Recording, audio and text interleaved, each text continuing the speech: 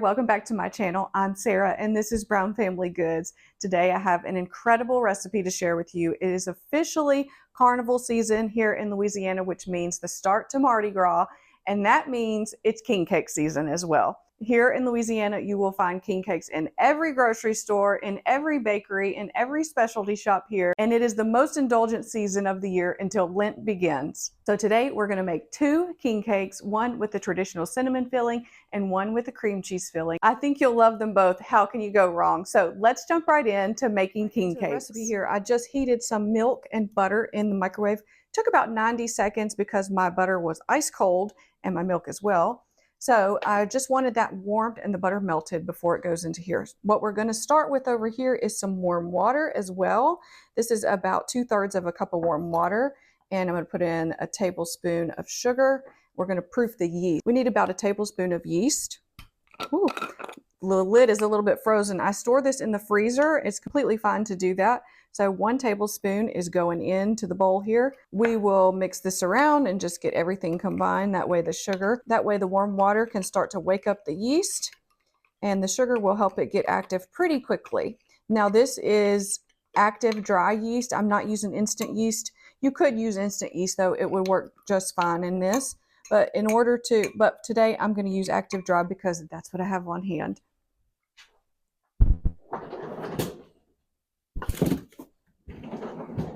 So straight back into the freezer with that, and we'll just let this sit here and proof while we start to get the rest of the dough ingredients together. Just beginning with 2 eggs here. We're going to beat these up and then they can go into the mixer along with the milk and butter and all the rest of the wet ingredients. So what I have going in, first of all, the eggs. This is an enriched dough, so it's really going to be just like a brioche dough and very similar to a cinnamon roll dough as well. So I'm doing this in my mixer because it takes quite a while for this dough to come together if you're kneading it by hand. Also into here, I'm going to put a little bit of vanilla, about a teaspoon. And then we'll go right in with the yeast.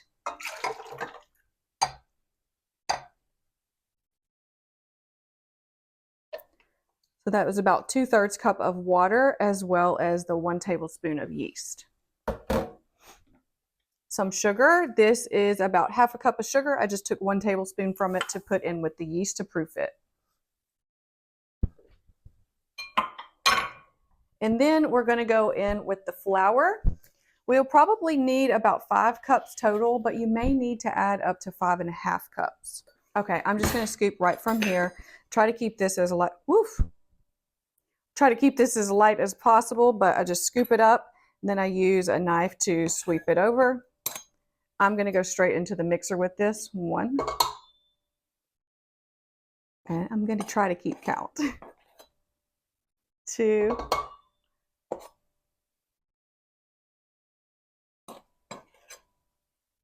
3.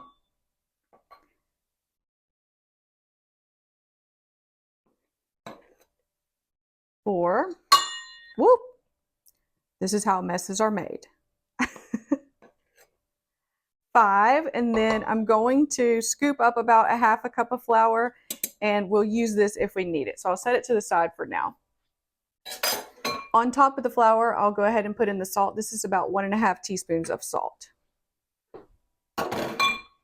And now we mix. This recipe is enough to make 2 king cakes, and that's what I'm going to make today. So if you don't want 2 king cakes, you'll want to have the recipe. But I will tell you, if you make 2 king cakes and you don't want to eat them both right away, you can always freeze one for later. So they freeze really well. Or of course, I'm sure you have a friend or a neighbor or someone who would love to have a king cake if you just happen to make an extra one as well. So I'm going to cut the mixer on. This takes about 10 full minutes of kneading and working together for it to become really, really glutinous and not so sticky. So if it continues to be really, really sticky after that kneading time of about 10 minutes in my mixer here, then we'll know that we need to add a little bit more of the flour, maybe up to 1/2 cup more of flour. So let's get it going.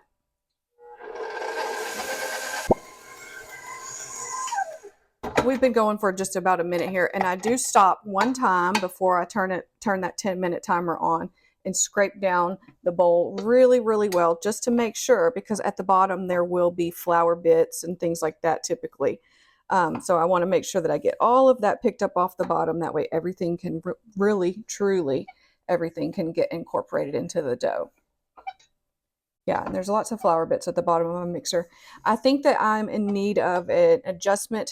I see a lot of videos on reels and things like that where you can adjust how your KitchenAid mixes, and I think that mine needs a little bit of an adjustment because it's not always getting quite to the bottom of the bowl. So this is why it's really important to scrape down your bowl while you're mixing.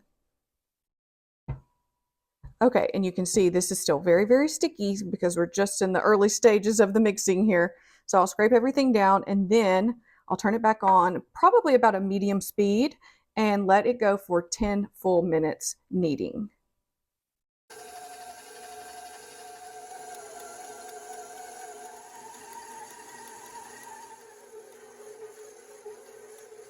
Okay, I told you this would come together. Did you believe me?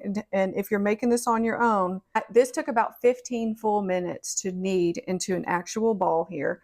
And it is, at this point, nice, and it's still a little bit sticky, yes, but it has cleaned the sides of the bowl. It is very, very stretchy and glutinous, and that's what we want. So like I said, this kind of enriched dough, it just takes quite a while for it to work together. At this point, though, we can take it off of the mixer. We're going to just cover this with a piece of plastic wrap. Everything in the bowl here is nice and warm, so we're going to put this into the oven with the oven light on. That way it can rise for the first rise. We're going to do one rise with it like this. Once we get everything made into the king cakes, we'll let them rise again. So we will have 2 rises today, just one bulk rise to begin with. And so I'm just going to get this covered and I'll put it straight into the nice warm oven, and we'll let it rise for about an hour until it doubles in size. Okay, so I just put it right there by the oven light. That way the heat from the oven light can help it along and keep everything in there nice and warm. Now we're done with the mixer. And thank goodness for the mixer for recipes like this, because it saves you so much work. Imagine kneading for 15 minutes by hand. No, thank you. But if that's what you need to do, just be careful, because you see back here, I didn't end up adding any more flour to that dough. Sometimes when you knead by hand, it feels like this dough is never going to come together unless you add more flour. If you need to add more flour, you certainly can, up to a half a cup more. But if you don't need to, you continue working it as long as you can, and it will come together. The thing with adding more flour to a recipe, especially something like this, is it will just make your dough a little bit heavier, essentially. So it might not be as light and airy for the final product. But if that's what it takes to get your dough to come together, then sometimes you just do need more flour. Just be mindful of that when you go to add more and more and more, because it feels like it doesn't want to come together. Let's get the mixer out of our way, and then we'll start to get the fillings put together while the first rise is going. Now, while our king cake proofs, I made myself a little cup of coffee because it's still pretty cold. How about y'all? Are y'all still pretty cold where you are? It's cool in my kitchen today. So while the king cake proofs, though, we're going to throw together both of the fillings. The first one is very, very easy. Well, they're both very easy. The first one is the cinnamon filling, though, much like a cinnamon roll filling. That's what we're going to put together now. So into this is a 1/3 cup of brown sugar. I'm also going to add in 3 tablespoons of white sugar, just regular granulated sugar. I'm going to add in a teaspoon. I use really a heaping teaspoon of cinnamon because I like mine to be very, very cinnamony. And then a 1/4 cup of flour. We're just going to mix together these dry things first. And then we'll add in 2 tablespoons of melted butter. And this can just be set to the side until we need to fill our king cake. So by the time when it comes time to fill the king cake, we'll probably need to heat this up in the microwave and make sure it's nice and easy to spread on the king cake.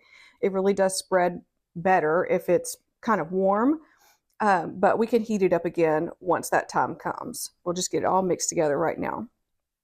So we'll get all this butter out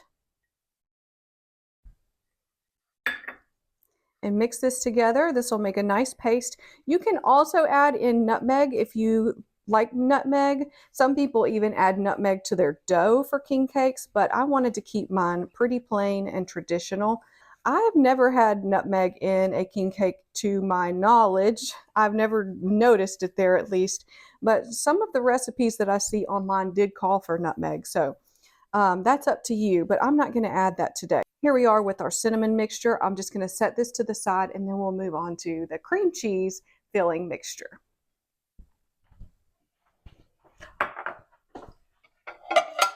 Before we move on, I had to show y'all my beautiful plates that I found at a local thrift store here. And I wanted something really cute to put our king cakes on once they're done. And these are so beautiful. Also, they're just so like timeless because I can use these for anything, of course, not just king cakes. But how much do you think I paid for these at the local thrift store? You might say, hopefully not much, or you might think it's a lot. But I paid $3 a piece for these. And come on, these will be such a nice addition to my kitchen for a long time. They're in perfect shape as well.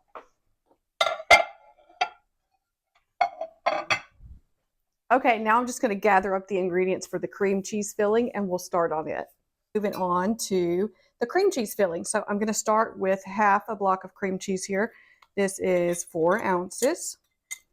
We're going to add in 1 tablespoon of very soft butter. And the cream cheese is pretty soft too. Where did my little spatula go? Here it is. I want to get this out of here.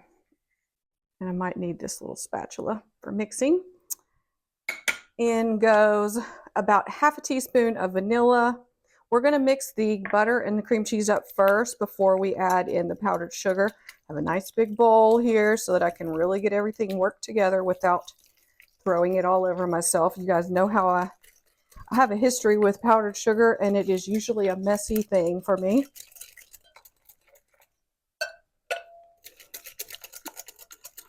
This is nice and soft, so it's really coming together easily. And now in goes 1 cup of powdered sugar.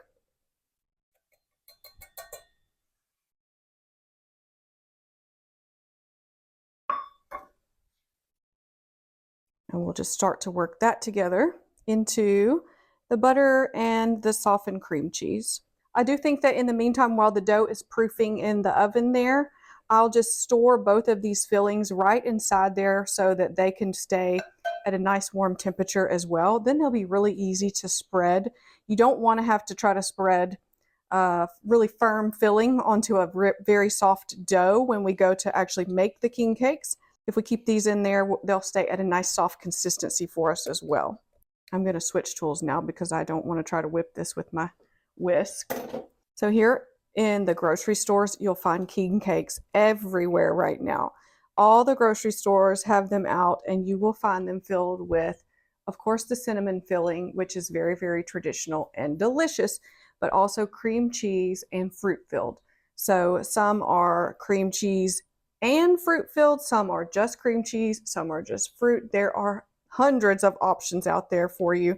People even make savory king cakes here. So there will be crawfish king cakes and barbecue king cakes, all kinds of things. They just take the same dough, they stuff it with savory things, and then they put some sort of topping on it like a gravy or who knows what. You will find so many king cakes here this time of year. It's outrageous. The cream cheese filling has come together. So like I said, I'm going to go ahead and store this one and the cinnamon filling in the warm oven so that they don't see. This one is pretty hard already, but I'm going to go ahead and put it in there, and that way it can get a little bit softer.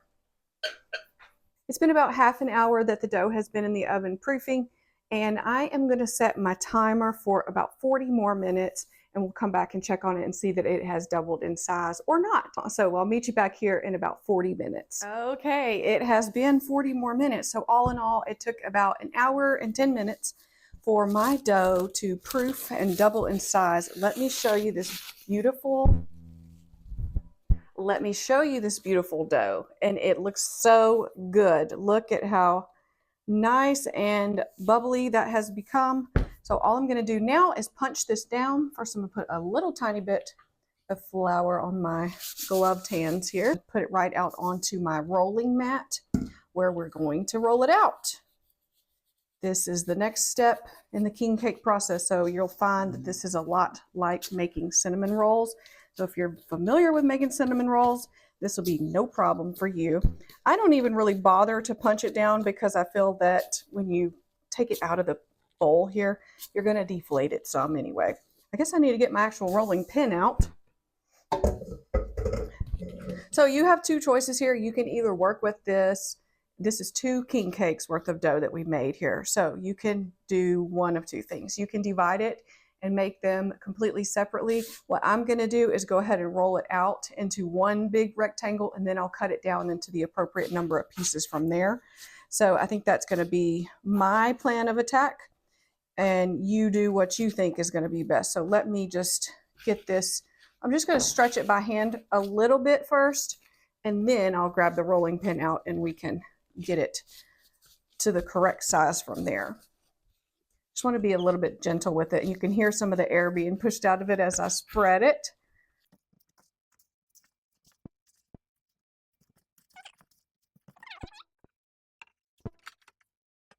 Now then, I'm just going to flour it a little bit, put a little flour on top of the dough as well. And I am going to attempt to roll this into a 10-inch, no, actually it's going to be 20-inch by 16-inch rectangle, I guess that would be. So that is my goal, and that is to make 2 different king cakes, and then we will cut it down from there. So let's just get rolling here. Lucky for me, I have this rolling mat, which is actually very handy because it keeps your counters clean, of course, but it also has measurements marked on here. So if you are trying to achieve a certain size for something, it's very, very handy when it comes to that. So for me, it shouldn't be hard to reach the length. Go ahead and just try to get the length pushed down here to about 20 inches. Of course, this doesn't have to be perfect by any means. And then we'll go to about 16 inches as well. So if you can be a little bit gentle with it, it won't snap back as much, because the more that you have to work that gluten, the more it's going to be sort of activated as you're rolling it. If it gets to be where you just absolutely cannot push it out to the size that you want it, leave it to sit for about 10 minutes and let the gluten relax again, because it will relax again if you can give it a little bit of time between rolling it.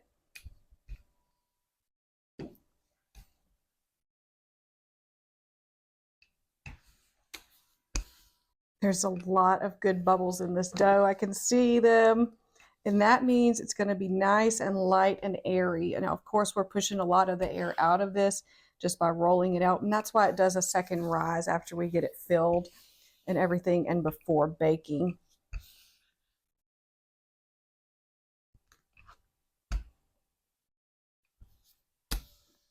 See if we can get this middle part stretched out a bit more. Hear the bubbles? Really nice. And you can smell the yeasty dough, which is so delicious.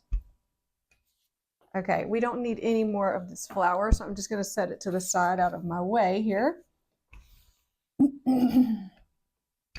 We're nearly there with the dough. I'm just going to keep pushing it nice and gentle until I get it up towards the top a little bit more.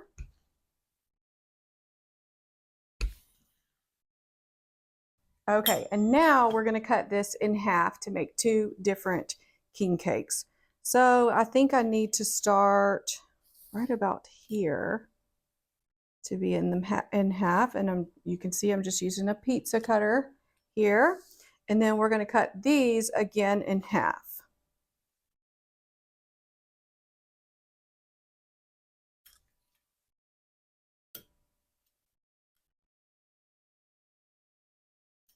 Okay, now I'm going to grab our fillings, and we're going to start with the cinnamon one. I popped this into the microwave for about 8 seconds maybe to get it to where it was really nice and soft again. So I'm going to just in my bowl divide it in half. That way I can visually see a little bit better what is half of this mixture. And I will put half onto one of these and the other half onto this other one. And then I'm going to just spread it down the center. We're essentially making filled tubes, and then we will sort of twist them together to make the king cake ultimately. So here we go. Let's spread this out. Doesn't have to be perfect. Just want it to be basically through the center here, leaving ourselves some area on each of the sides and the ends so that we can seal this up, seal the tube up with the filling inside. Nice, that one is spread out. If you have trouble with this, it's going to be just fine because it's all going to melt together in the oven either way.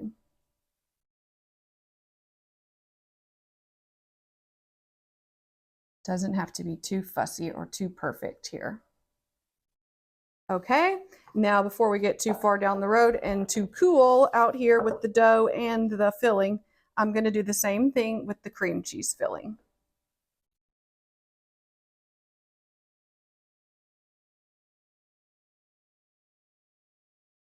Oh, yum. If you wanted to do a fruit filling as well, this is where you would put it in also. Maybe you have a can of cherry pie filling or something in your pantry. You can either add it along with the cream cheese filling, wouldn't that be delicious? Or just do the fruit filling by itself. Either one is going to be really good. It's completely up to you. It's really anything goes here with the king cakes. So you will find all kinds of flavoring options in stores and in local bakeries.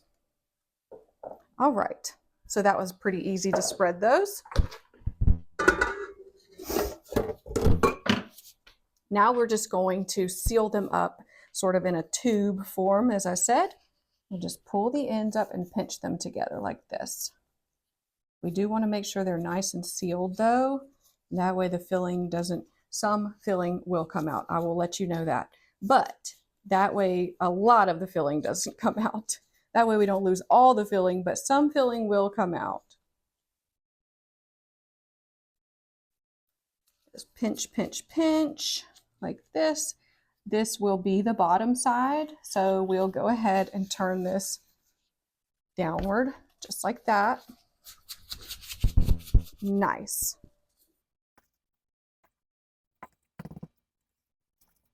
I have to tell you, I am so excited for these.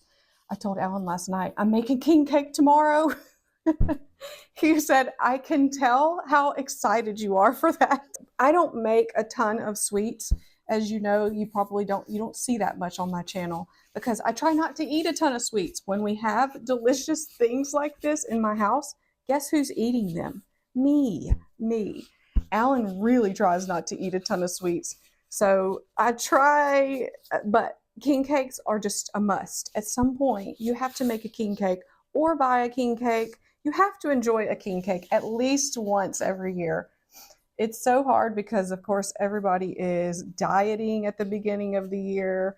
Everybody's trying to watch their figure in the new year. And here we are in Louisiana diving into basically the most indulgent season of the year with Mardi Gras and king cake season and everything that comes with it. So it's pretty funny because every single year it's a battle of self-control to not just eat every delicious king cake that you can find.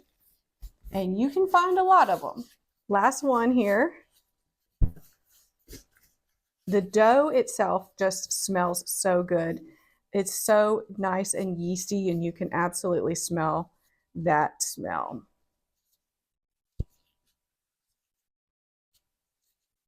So I do not have a baby to put into my king cakes today, but definitely that is very traditional to have the little plastic baby I have the little plastic baby to go inside the king cakes. Since these are just for us, I'm not putting a baby in, and I just don't have one since I haven't eaten a store-bought king cake this year. You can order babies on like Amazon, so I will link to some babies if you are making a king cake, especially to have at a party, because the tradition is that whoever gets that baby inside their slice of king cake, that's who needs to bring the king cake to the next event. That's the tradition. So that's up to you whether you want to put a little baby in there or not. In the store-bought ones these days, they don't even put the baby inside the store-bought ones anymore. They leave it to the side. I guess they don't trust people anymore to not actually eat the baby when they are enjoying the king cake. And I'll tell you this, if you are eating your king cake so fast that you swallow the plastic baby, you need to slow down. You need to slow down on that king cake because it's too good and that could be hazardous to your health. So I'm not putting a baby in ours today. But I will tell you when it is time, if you have a baby, to put it in there. It's not quite yet. So I will let you know when you would, though. Okay, now I have 2 lined baking sheets here. And what we're going to do is basically twist these 2 logs of dough together. And then we will put them in sort of an oval shape on the baking sheets here. So all I'm going to do is just sort of cross them over one another, basically. A couple of times, back and forth, in the same way here, and once more, and then we're going to pinch these ends together first, just like that. Let's go ahead and do this other one, and then we'll transfer both of them to the baking sheets at the same time.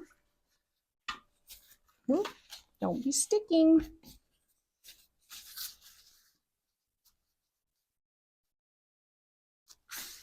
You can get a lot more intricate with the twisting, or you can do a braid if you want to do more tubes of dough. If you cut it down even more into like 4 pieces, you could do a much more intricate braid that I'm doing here, but it's definitely not necessary.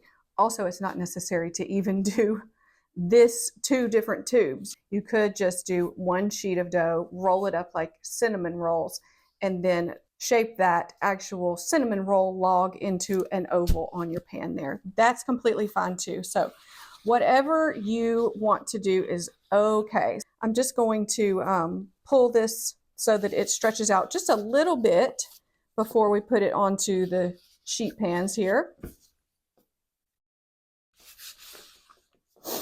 I'm just twisting a little bit more as well. And then we're going to pinch the ends together, and we are going to transfer this one to the farthest sheet pan first. And it's sort of traditional to have it in an oval shape rather than just a round shape. So just stretch it out just a hair more. You don't have to grease your pan or anything like that. Just the parchment paper is plenty. And that is what it looks like on here. And we are going to let this rise so it'll grow a little bit bigger before we actually cook it. And now for the cream cheese.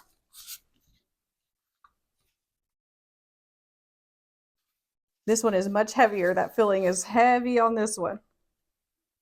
I'm just stretching it out a little bit before I lay it down. There we go. And we will pinch these ends together too. Don't want anything coming open too much. And don't worry if it's not completely perfect.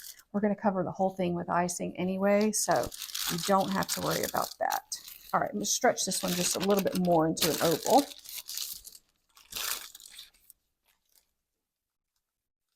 Pinch, pinch, pinch.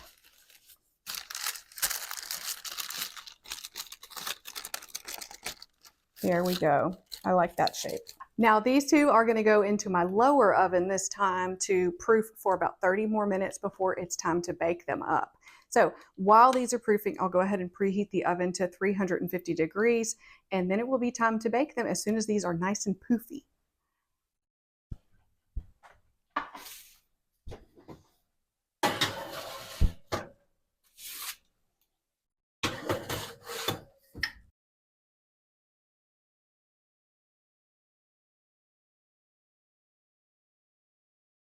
Okay, it's time for these to come out. They actually have been in for closer to 30 minutes, I think about 28 minutes total, and I'm ready to pull them out now. I'm going to set it on here for a moment.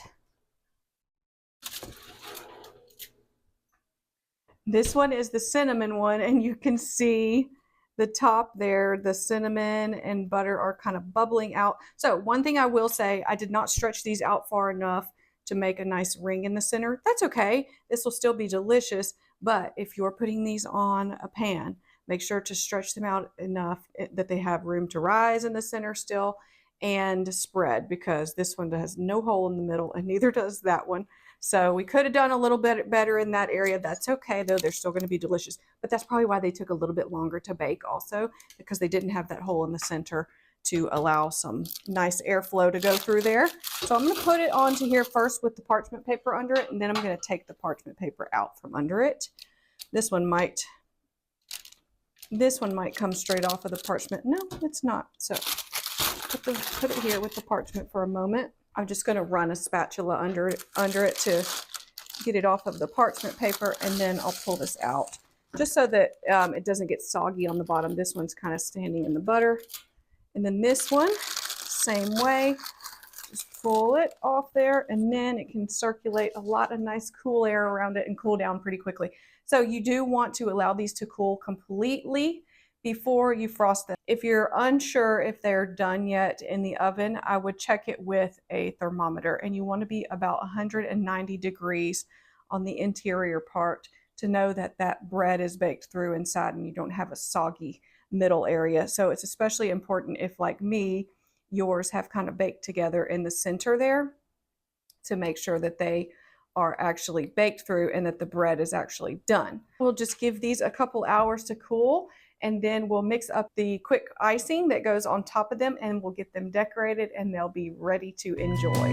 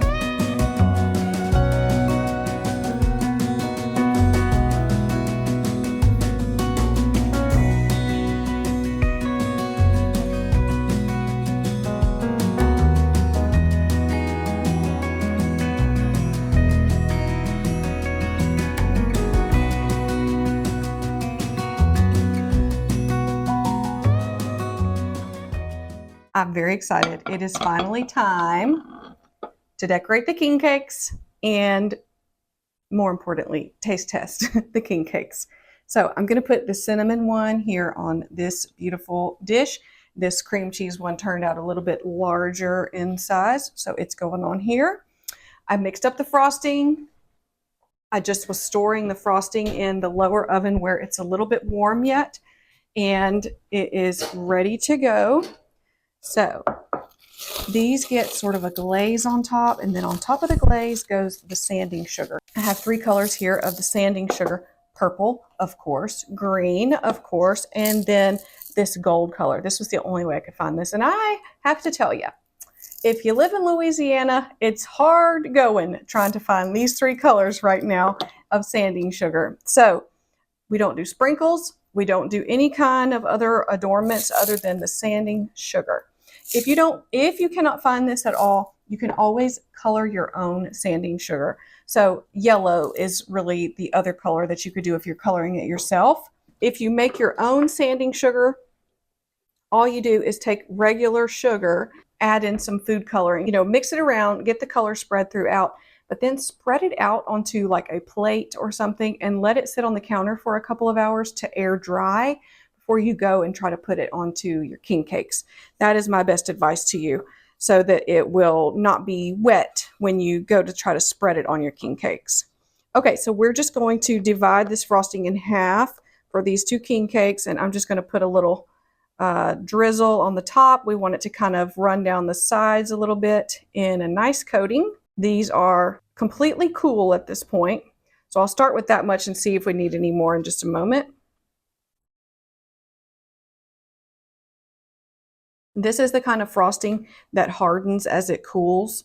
So you don't want to make the frosting up too far in advance. If you do, make sure you put a nice tight cover on there, like plastic wrap like I had, because it will start to harden as the air gets to it. If possible, if you're making these for a party or something, make them the day of. Bake them up the day of. You can always make the dough in advance and put that in the refrigerator, and then the early in the day, go ahead and start the rising process. So take it out, let it rise on the counter for a little while, and then punch it down and start the rest of the process as we did today. Okay. Now for the sugar part, the sanding sugar part. Oh, wow, these are so good looking already. So, like I was saying, the sanding sugar is important because you want that crunch. That's kind of a part of the king cake, is that crunch, that crunchy bite from that sanding sugar. So I'm going to go with this really fine one here. Is that the one I want? Yeah. But I want to make sure that I go ahead and get this on there before the frosting gets too cool or starts to harden.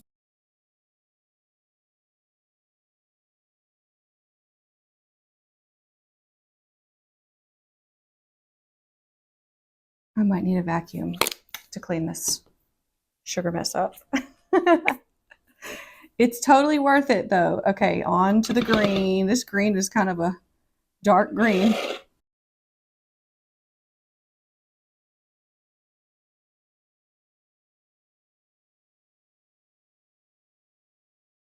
Now we're on to the best part of the day. I have a plate, and I'm so excited to cut into these and see exactly what we have made and taste them. Of course, I'm ready to taste them as well. I can't tell you how good these smell. They really, really do.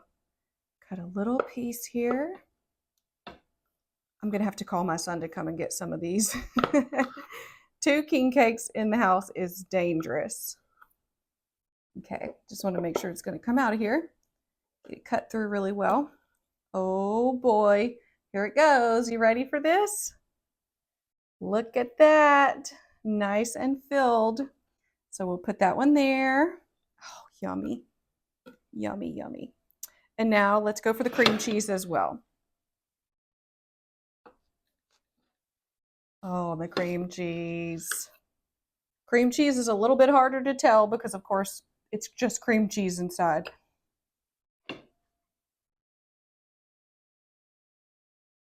We'll take this middle part too for the cream cheese because that is the cream cheese area.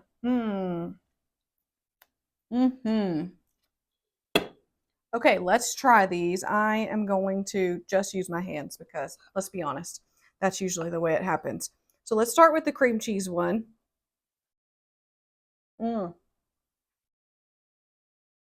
That's incredible. It's so fresh and soft. It tastes like the most delicious Danish. If you wanted to put fruit right along in there with that cream cheese filling, you absolutely could. But it is so flavorful without it even. It just tastes so good. Now, I'm telling you, the sanding sugar adds so much crunch to this that you will miss it if you don't have it. So definitely don't skip that part. Now we're going for the cinnamon. How could this not be good, you know? It tastes like an over-the-top cinnamon roll, quite frankly. The bread is so much more flavorful than a cinnamon roll dough, though, because it's that enriched dough. It has a lot more flavor to it, like yeasty flavor. I think you definitely want to try this. I'm going to keep eating this.